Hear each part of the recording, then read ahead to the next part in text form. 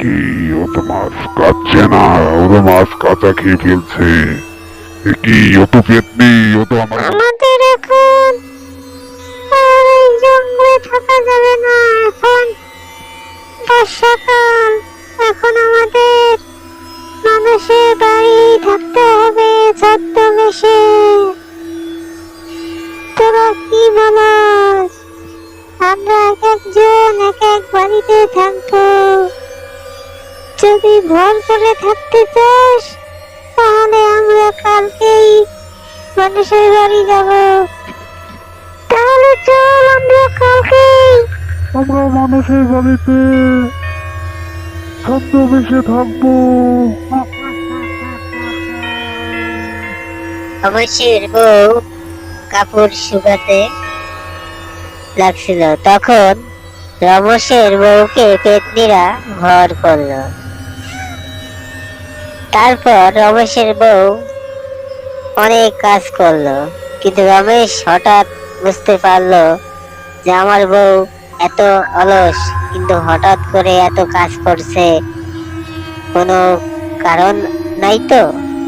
তখন রমেশ বুদ্ধি করে বাজার থেকে একটি মাছ কিনে আনলো। রমেশের বউকে মাছ দিল কাটতে।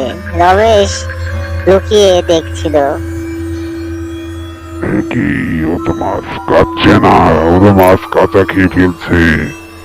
কি? ও তো পেতনি, ও তো আমার বউ নয়। আমি কি করবো এখন? চড়াং বড়াং পাক, তোর গায়ে পেতনি আছে, যা বেরে যা। চড়াং বড়াং বড়াং, তুই কোন জায়গার পেতনি বল, আজকে তোকে রক্ষা নেই বল। আমার কিছুই করতে পারবি না, আমি মন গেছের পেতনি। তুই আমার কিছুই করতে পারবি না। চড়াং বড়াং ছুং, এই দেখ তোর কি করি আমি। চুং চাং ভাং খং।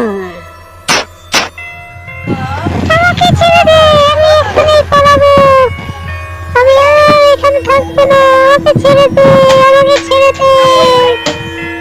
তোকে আগেই বলছিলাম, তুই তো আগে যাইতে চাস নাই।